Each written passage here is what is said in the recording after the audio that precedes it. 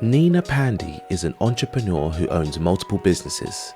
From growing up in India to becoming a successful marketing executive in Silicon Valley and now being an entrepreneur, she discusses her experiences, challenges, and inspiration behind her businesses, String Code and Indie Roots. In this episode, you will hear about Neena's mission to empower women, promote mental health, and preserve ancient heritage through sustainable and conscious products. I moved out at a very early stage, even when I was in India. So after, I moved out to there's a city called Delhi, and I moved out to study further from there. And then after that, I have been working in India, different cities, Bangalore, Delhi. So I moved out, at an early stage, and I have been on my own ever since. Coming to the US, once I was I came to US after getting married, so that was not on my own. But at the same time, it's a very interesting history because I have always been, looking at the next big thing and very ambitious and, doing what I can. So I did my master's from, fashion school in India, from the most prestigious school. And after that, I worked for a couple of years and worked for retail brands, international brands, and then I wanted to do MBA from US. So I applied to universities here, and I got admissions from few very good universities here, and I applied for my visa, and my visa, to my disappointment, my visa got denied, and it got denied three times. And I was devastated because I had this admission from a prestigious US university, and I could not go and finish my MBA. But fast forward couple of years, and then I met with my husband, and then he was here, so I got married, I came here, I finished my MBA. But then to answer your question, I have been living on my own for a long time. And when I came here after getting married, I didn't give up on my dreams. I did my MBA after coming here, and then I moved to technology. I have been working in Silicon Valley, I think, for many years, and I rose through the ranks to become a marketing executive here. Yeah, I mean, going back to what I said before this as well, everything in India is bigger, right? The fashion industry is bigger, the movie industry is bigger. There's a lot more room for people to kind of climb up the ranks and get a lot of experience. So in your case, you were working on a lot of different fashion brands. And obviously over here, we always think about Louis Vuitton, Gucci, Zara, all these types of brands. But, there's probably some brand out in India that we've never heard of that everybody loves. And it's like, oh, this is a great brand because they make great materials or they make great wedding outfits and all this kind of stuff, because there is a big fashion culture in India. Every different type of event has a different type of outfit that goes with it and all this kind of stuff. And so for you to go, do you know what? I actually want to excel in an education perspective, do an MBA in a US university.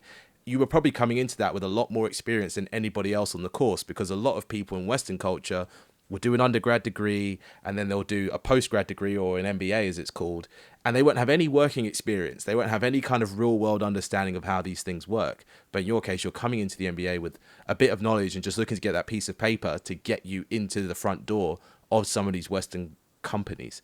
So you decided to start doing marketing in Silicon Valley. Yeah, yeah, and just to to kind of add a little bit of color to what you just said. Absolutely, India has, you'll be surprised. Many people don't know, but if you go to India, India has changed so much, and the kind of fashion, sense and the culture that India has. I would say that, living here, of course, New York is different, and Miami, and there are some places which are very forward in fashion. But sitting in San Francisco Bay Area, I would say that India is way ahead in terms of fashion than here. And that was, and I have, I have a fashion degree, and I have a marketing background, so, an entrepreneurship background. So that's one reason why I thought about creating my brand String Code, which we'll talk about later. But then absolutely. And then me working for brands here, Ann Taylor, Loft, Motherhood, I had, and overall, I work with European brands, I work with American brands and Indian brands. So I have a very well-rounded perspective on fashion and merchandising and marketing. So me coming here and then doing my MBA, and as you know, right, retail marketing, whoever has experience in retail marketing, that that basically you learn the ultimate, the ground realities of marketing through retail marketing, and then you can do any marketing, right? So I had a very strong background, and then I did my MBA. So, and here, in Silicon Valley, I wanted to try something new. I have always, as you can see from my background, I have always tried multiple things, because that makes you a whole personality, right? I mean, if you're just doing one thing, you're too narrow. Then you cannot, even when you move to the same thing, move up the ladder, since your thought process is narrow, I don't think people are able to contribute at that level, if they are just doing the same thing for the past 20 years. So I just want to take a step back and, yes, talk about my marketing background, and what did I do after that. So I you know I joined technology firm. My first company was Adobe, and then I was doing marketing for technology. I did not have any technical background, but I was competing with my fellow colleagues who had engineering background, technology, and marketing, and here I was, right? But then I rose through the rank, and I became a marketing executive. In my last job, I was actually heading the marketing team for a company in channel data management space, and I introduced a new product, channel data management, in a new category. So I was not only introducing a new product, I was educating the market on a category. So that's any marketer's dream. And that product was hugely successful in the US, and then we launched it in multiple countries, and then the company was sold. So, yeah, but fast forward to today, I have three companies. I started off with my education brand, Clubsy. Then I created a company in home decor called Indie Roots. And now I am doing String Code. So String Code is really, as I was telling you, I have launched multiple companies, but String Code has been my lifelong dream, so to say, because I love dressing up. I really believe in what looking good, looking beautiful, feeling confident can do to your whatever next step you're going to take. And I feel that clothes play a very, very important role in that. So I String Code was, you know I was a marketing executive in Silicon Valley. I used to dress very differently from others, of course appropriate, but I feel that dressing is all about what you are internally, and that shows up in how you dress and how you take the next step forward. But I felt that there was a gap in market. There weren't, especially in the West Coast, Silicon Valley, there weren't, especially for the office going women, there weren't many good choices in terms of formal clothing available. And that is where the String Code started. It was named differently earlier, and we have pivoted a lot. So I started a company, and then we introduced the collection. It was a beautiful collection.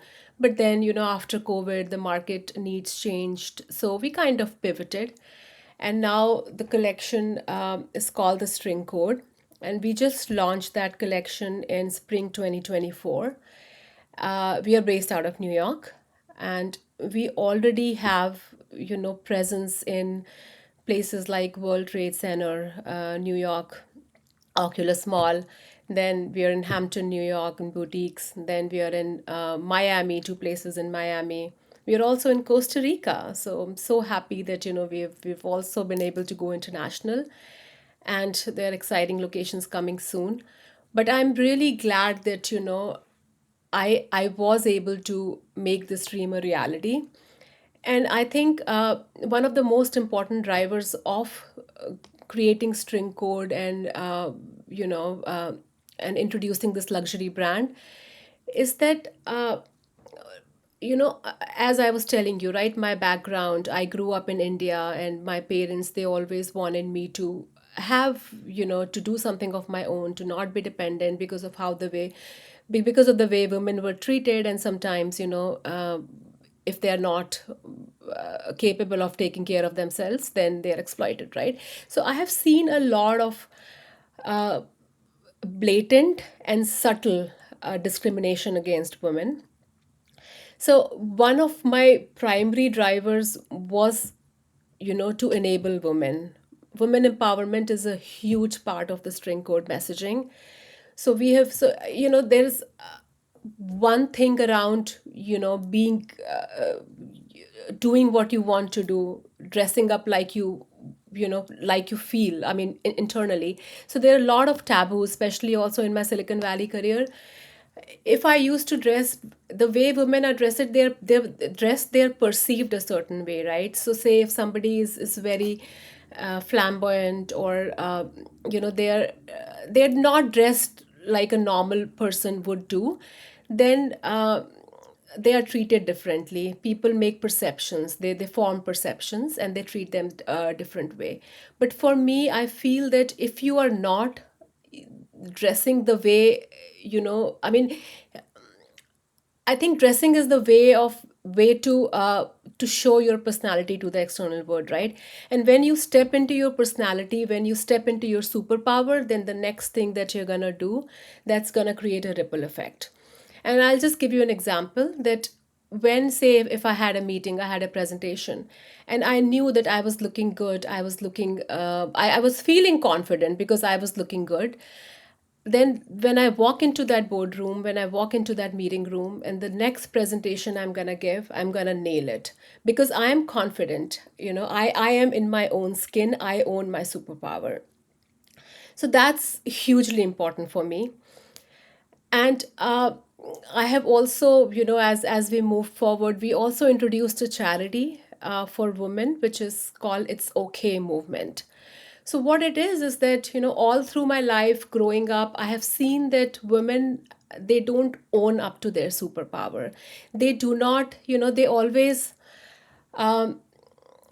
they're always shy of admitting things, right? Say whatever. And I go back to my grandparents, my mom. So, if you are a housewife, then you have to behave certain way. If you want to do few things, if you want to eat something, even, small little things like what you really want to do, and this is what you like and you don't dislike. And then, that's kind of, sometimes they don't come out and say that to the world because they feel that it's not appropriate.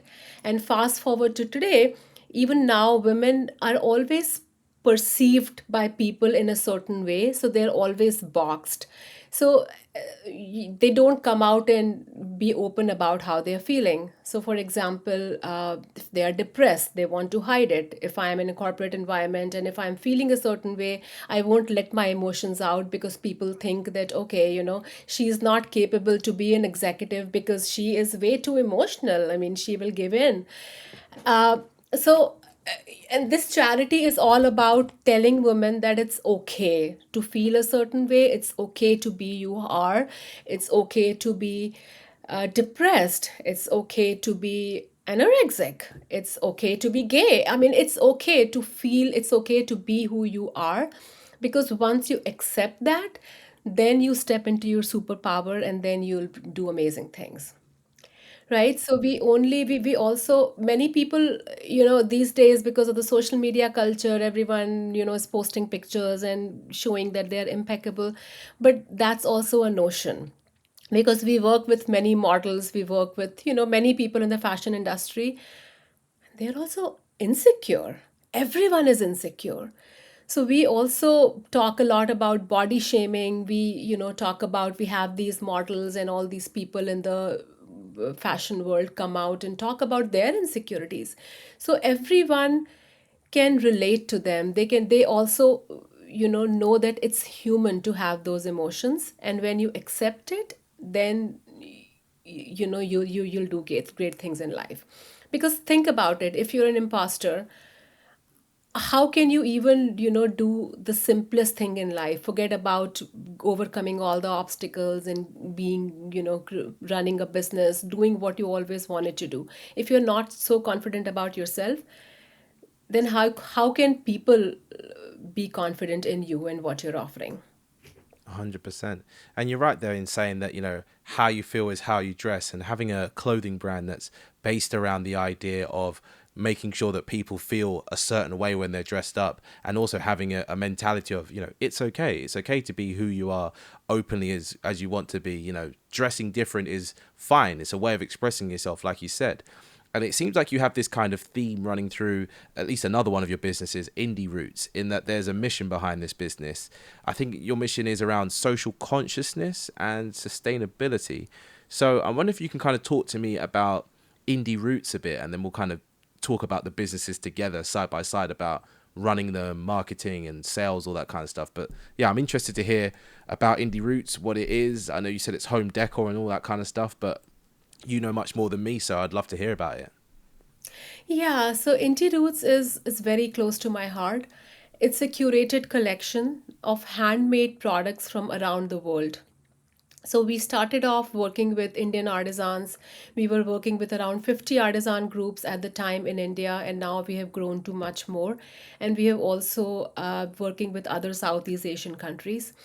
So the motto behind the brand is, sustainability and consciousness, love for Mother Earth. And just to give you an idea of the kind of products, so we do, say for example, if we are sourcing from India, so we do home decor items like, your everyday coffee table decor, kitchen wall decor, small furnitures, uh, yeah, trays and candle holders, and basically all small home decor items. And they are made by hand, and each product that you are seeing is actually preserving an ancient heritage. So I'll just give you an example, and this always gives me goosebumps, that I go to India and I meet with my vendors, I, sit with my artisans, and it's so humbling to see them craft such beautiful products all by hand. So, you know, and the level of skills that we are talking about. So so my artisans who work on marble, my marble artisans, they are direct descendants of the people who worked on Taj Mahal. So that's the kind of skill level we are talking about, and it always gives me goosebumps. Um, and these days, as we see that it's such a huge problem, right? Products are just with uh, thrown around in the landfills, and we hear so much about. I mean, I can go on how that's harming Mother Earth. So I feel that it's, there are two aspects. One is how the products, the fast fashion that's, that we have so much of these days, how that's harming the planet. And the second thing is our connection to the products, right? That's also important. With such huge quantity of products being thrown around, people buy something from a fast fashion brand, wear it for one or two times, and then throw it. What kind of connection are you able to bring with the to build with the product, right? So for me, and during COVID, we saw that, right? That we were working out of home office, and we were just, in our home, and everything was centered around your home. So think about it. I want to, bring products that people can get attached to, that people can relate to, that grounds them. So I have my meditation practice, and say when I am surrounded by such product, which, which makes me feel so humbled, which are, preserving ancient heritage, which people make by their own hands, and which are completely sustainable, completely recyclable, and which is preserving the Mother Earth. Which I have two kids, so I am, which gives me the confidence and the happiness that I'm leaving behind a better Mother Earth for my kids. It's not only about us, right? I mean, this has to go on for the next many, many generations.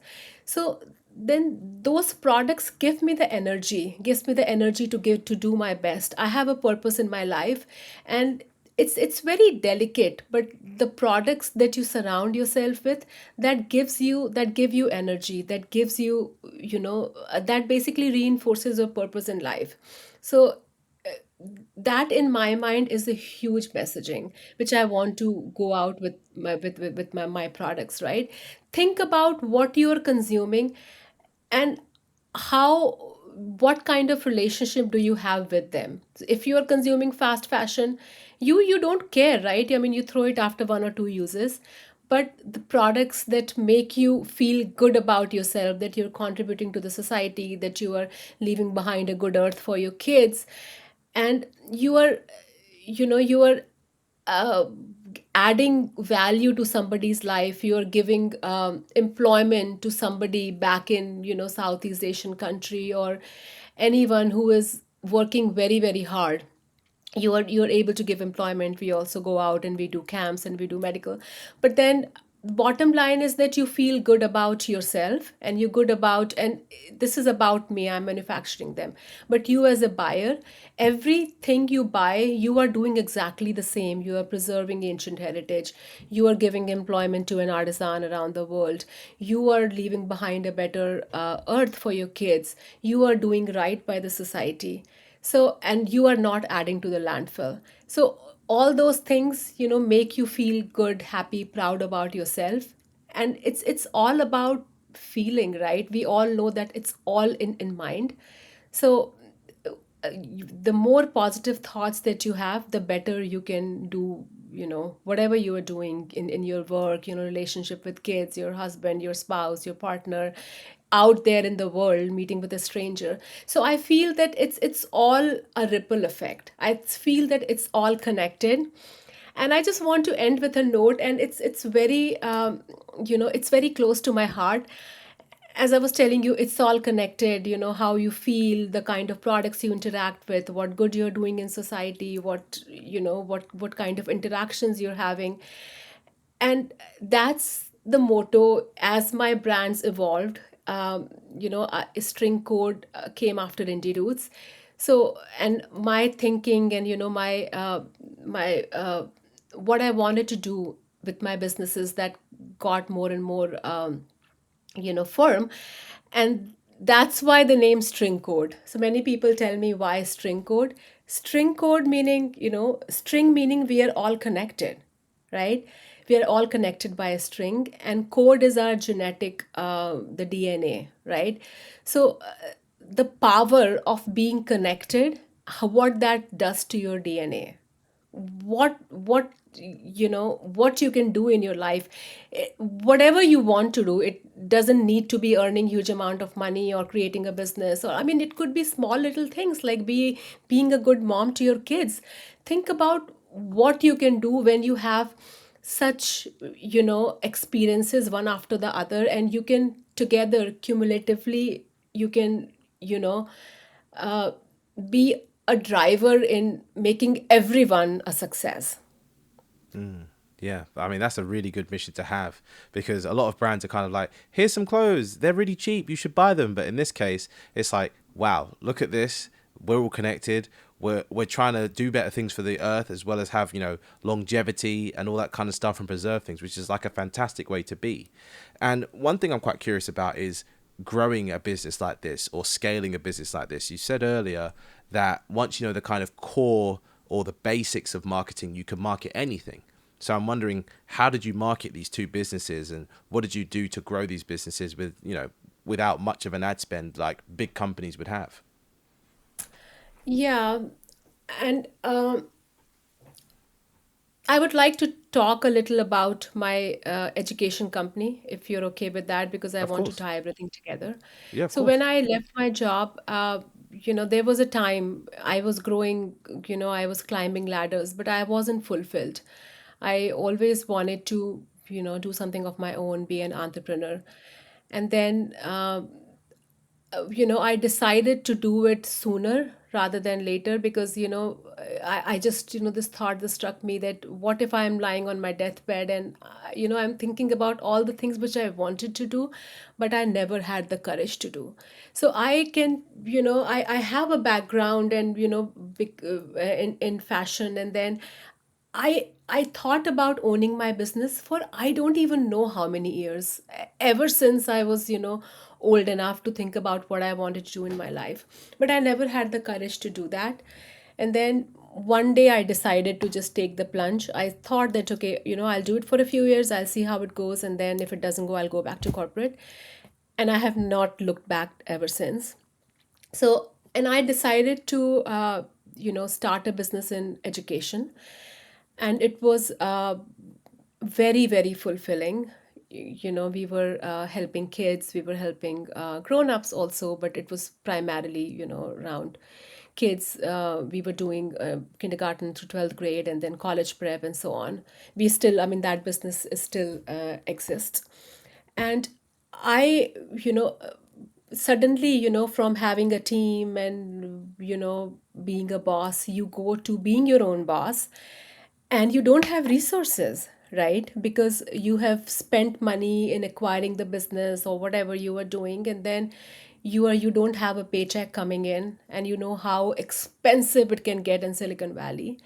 So, you start by figuring out what you can do with less resources. And that business, I, just want to give you a, bigger picture of that I did everything on my own. I was a solo entrepreneur. And under 1 year, that business was America's and Canada's fastest growing franchise. So it was, and it was a completely new business for me. I had never done education before. I had a 98% close rate in sales. I was doing operations, I was doing hiring, I was doing everything. So, it was applying the same fundamentals which I had learned and just having the passion to make it work. Nice. And what were some of the fundamentals that you had learned in setting up, well, working in the Silicon Valley as well as setting up this business? My biggest mantra, and I was in marketing, I was working very closely with sales, I, spent my career in that. I believe that it's all about, it's not about, not so much about your product to begin with when you're making the first contact, right? Marketing, sales. I feel that it's all about finding the right target market and conveying the value proposition to that target market. If you have the right offer, but if your target market is wrong, then you cannot be successful. And if you have the right target audience, but your offer is wrong, then you cannot be successful. And I have, I mean, I ran marketing teams, so I have, experience on all facets of marketing. But one strength which I believe, I have is messaging. So I know what to tell people, I know what to move forward with. And because of this, when I was working for Sun, I was the first product marketing manager of a product called Open Solaris, which was Sun's alternative to Linux. Then Oracle acquired us and we moved to Oracle. And I was actually Sun's liaison because Oracle acquired Sun because Sun had some products, Oracle had some. So they wanted to, integrate Sun's product with Oracle's and offer the full stack to consumers. So basically convey the benefit of having a full stack rather than buying things, on a piecemeal basis. But then with mergers of such huge companies, like, it's kind of, this is history in making. Sun is a huge company, Oracle is a huge company, and then they're coming together. So messaging can make or break the business. So I was Sun's liaison in Oracle, figuring out the joint messaging. So I was the ambassador, messaging ambassador. So that's, I say that to just to let you know that that's, this is my strongest suite. And then I think, if you talk about any business, right, you talk about education. When I'm talking, so I created few things when, I For example, when we were closing deal, we either me or one of my education consultants, we used to go to students' home. We used to talk to them. We used to figure out what their personality is. We used to talk to the siblings, and then creating goals with parents. All that enabled, parents to have trust in us. And guess what? Say, if that kid is going to take SAT, who are they going to come to? Us. If the sibling is ready to get tutoring or to get more sessions, who will they come to? They'll come to us. So I think you need to think about these things, creating connections, creating value, offering value, right target audience, much more than anything. Of course, you need to have a great product, that goes without saying, right? But then, right now, my business, because I quickly decided that business was doing very well. And, when before I started Clubsy, I ran my numbers, and, it was given the territory size and the amount of revenue streams we had, it was, easy millions. But then I decided to not pursue that, on a full time basis, because it didn't, I realized that although it was a very lucrative business, it didn't align with what I wanted to do in my life. And I talk about that in my podcast, but then that's a separate conversation. I didn't pick my niche very well, and that's what I teach people how to do now. So, but instead of giving up on that, I put that I hire teams with very, little money. Not that, I hired people and paid them a lot. Yes, I did hire someone from the US also to run my operations, but quickly I realized that wasn't the best way to spend money. So I outsourced things which I could, I broke down operations into small little things. And 80% of my business is offshore. I mean, basically not offshore. I outsource that outside of the Bay Area and also outside of the US. And my franchisor, this business is known to not, yeah, my franchisors suggest again offshoring anything or outsourcing anything, because it's a very localized business, it's territory based. But I was able to do that, cut costs in quarter, and then just focused on thing which we only had to do here in the Bay Area, just keep that in the Bay Area. So basically, fast forward to today, instead of giving up, closing that business, I thought about, that's when, the concept of portfolio career occurred to me. And I was like, I'll create multiple, several businesses, revenue streams, which are risk adjusted, right? Which are recession proof. So I hired teams and I put that on autopilot. So right now, that business completely runs on autopilot.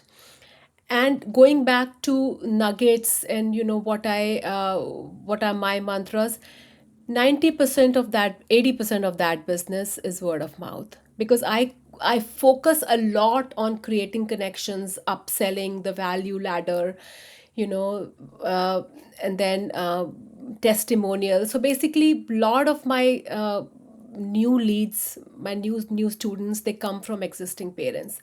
So I believe that's an area which people overlook so much. And if you follow the right mantras of marketing, of course I do ads also, but then since that business is on autopilot, I don't want to spend a lot of money on ads. So that's where that's why I put that on autopilot. And I am doing so well. I have a revenue stream without giving any time, maybe an hour a week with my team, just making sure what's going on, sometimes not even that when I'm traveling.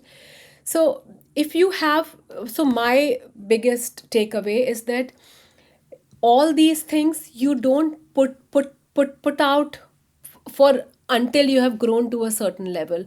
All these things you incorporate that when you haven't even launched in the market. So you have all those pieces right, and then nobody can stop you from being a very successful business. Yeah, I mean, starting with the end in mind is something that is so powerful, and something that we've seen time and time again with entrepreneurs, where they go, I want this to be this thing. So from day one, I'm going to build it like it's going to be this thing. It might cost me a lot in the beginning, or it might, Exactly. make me lose out on business in the beginning, but I know what I'm trying to build and I know how I'm trying to build it. But the one thing you said there that I really kind of like want to dig into is your personal brand, because you said this business isn't serving me, but it sounds like Indie Roots and String Code, they serve you, but the kind of overarching business is the business of yourself, which is, Neena Pandey, what does she do? How does she do it? What does she believe in? And that in and of itself is a business, because from there you can get speaking gigs, different types of deals, doors open when people see you online. So talk to me about when you decided to start your personal brand, what things you do in your personal brand, and what's been occurring off the back of building a personal brand for yourself. Right. And I just wanted to, finish up on Indie Roots because you asked me how did I, because I get that question a lot. How did I get your first $1 million without any paid ads? So, when Clubsy was not serving me, and the reason was that, I was the bottleneck. Everybody wanted a piece of me, and I didn't think it was a scalable business, which is why I, launched Indie Roots and String Code. Indie Roots I launched with a couple of people, partners, and then we again, I got my first client, $1 million client, through email marketing, just because I knew what to write. So those people are getting so many, and nobody believes me when I say that, but cold email marketing. So that's how I know how to, dig data, and we figured. We had curated a list, and I was making a very tailored messaging for each one of these people. And this huge brand in the U.S., Burlington actually, they basically have 750 stores. So my email reached the East Coast. So basically, I am based out of West Coast, and the way they are set up is that only West Coast office can take care of West Coast vendors. But then my email was so, to the point that I that email reached the East Coast team, and they forwarded that email to the West Coast team saying that, hey, this is a vendor that you may want to look into. So that is the power of messaging. That is the power of doing marketing right. And after that, once we started, month after month, we did shipment. I created that trust in them. And then that business grew to a, so basically that was my first client. And and even up until now, I don't do any paid marketing because my business before COVID was a wholesale business. I was only uh, supplying to these big retail chains under my brand name. But COVID disrupted the business model, so I'm thinking of retail and I'm pivoting as we speak. But then that is the mantra of doing marketing right. And coming back to now, my personal brand, I think that is extremely important. And I just wanted to mention that even in Indie Roots, I did not have a big team. I had people in India. I was the only person here, and I was just, I did not have a single employee. You can do things even if you don't have a big budget. And I was making millions of dollars. I had a buy the client, and then more got added. I grew all with very, very lean team. And that was my value proposition, that I can offer you best prices because we run very lean. Okay, so fast forward to today, my personal brand, I feel that, and I will be honest that in the beginning, when I was building my brand, it was too much, right? One person, solo entrepreneur, doing everything. I have experience with anything that you can imagine, anything from, from small little operational thing to team building to marketing, mundane task. I have done everything because I ran solo for many years. I did not even have a PR team. I was doing my own PR.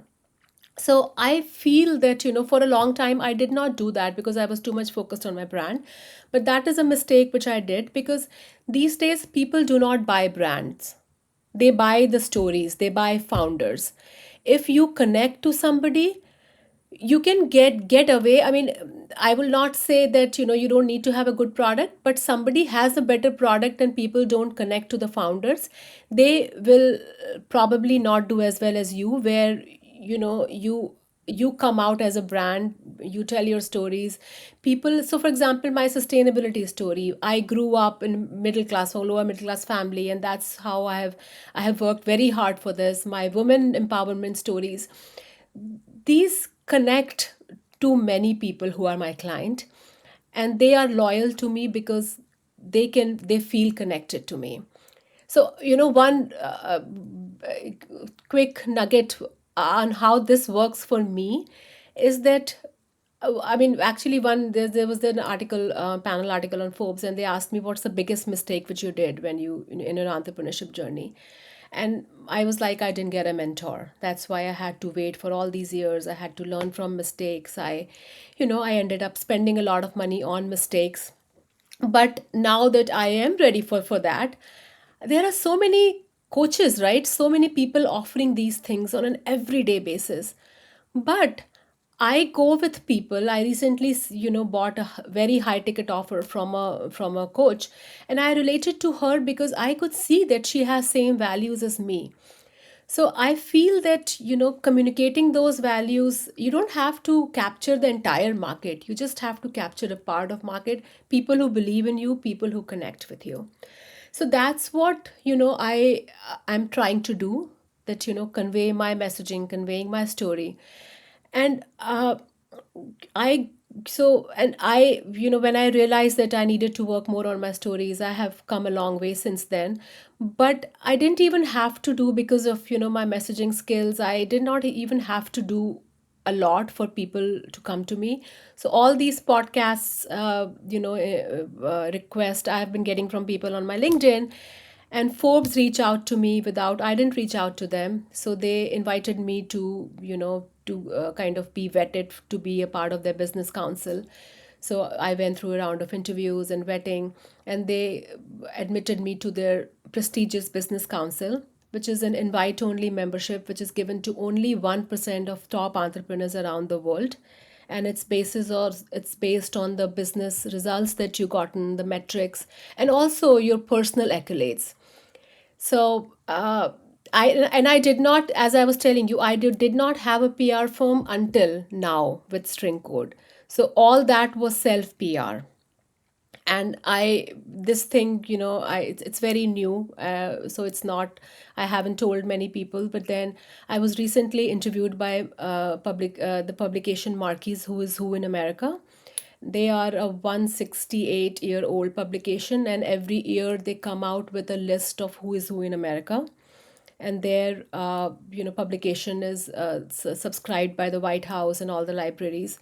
So I was recently finished a round of interviews, and I will be featured in 2025 Who is Who in America. So, and I was able to do all that because I am starting to tell my story. I'm starting to do my self PR again, to my people. I have students who I teach exactly how to do this. You don't have to spend a lot of money on PR, on anything. You just need to be authentic.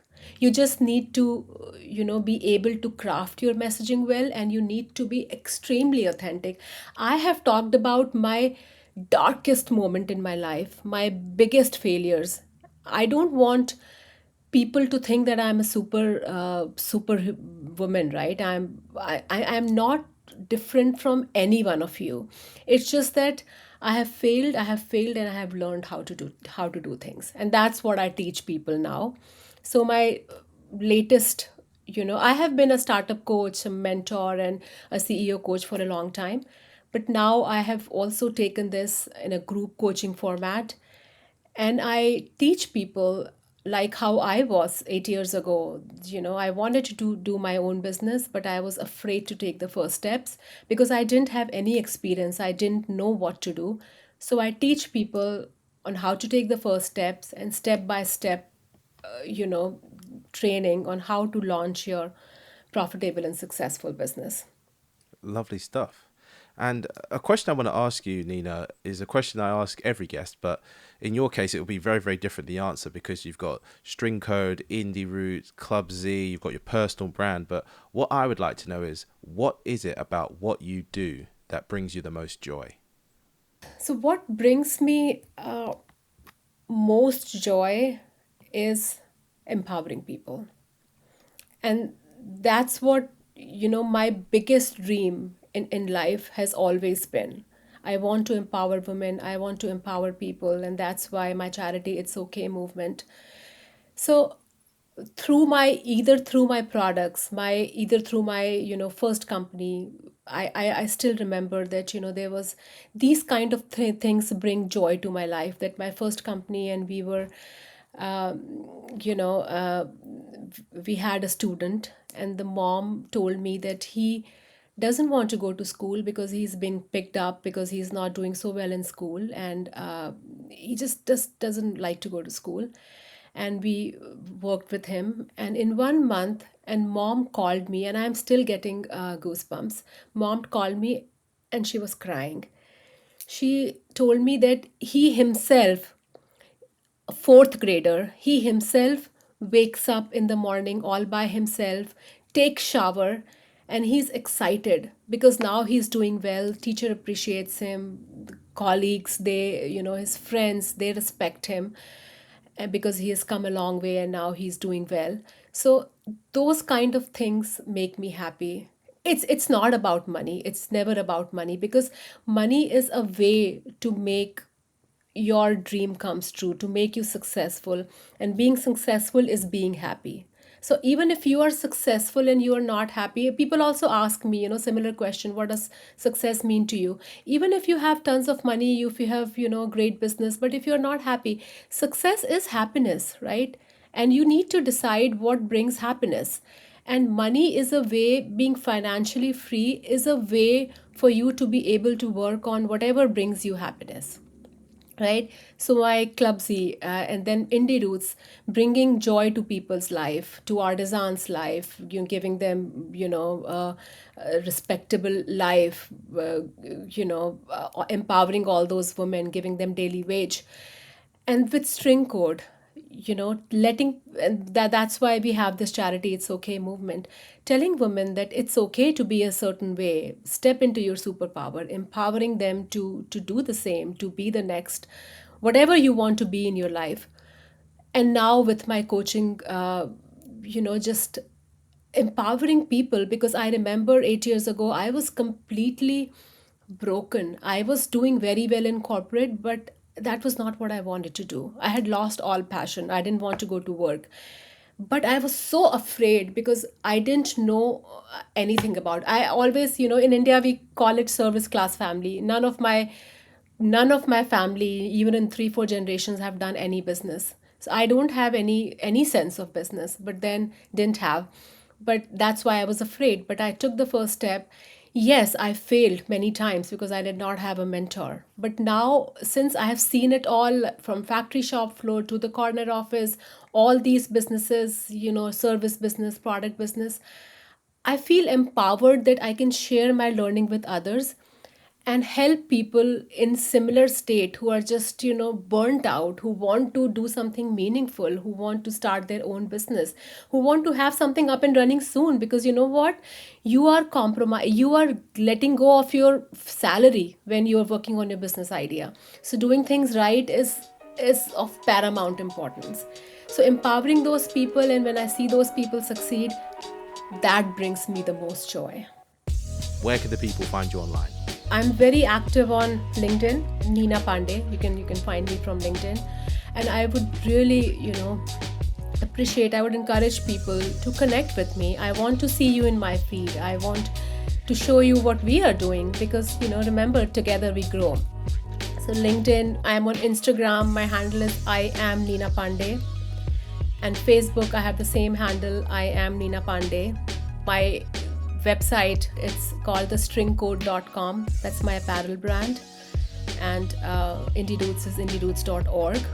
And my coaching, it's called Build, Scale, Sustain. And it's something that brings me tremendous joy because I'm fulfilling my dreams with this. So, come, I have free material challenges, and I would love if you can stay connected, attend one of my challenges, and see how you can take control of your life and be who you always wanted to be. Thank you for listening to People Explained. New episodes come out every Monday. We would appreciate it if you gave us a review on Apple Podcasts and shared this episode with a friend.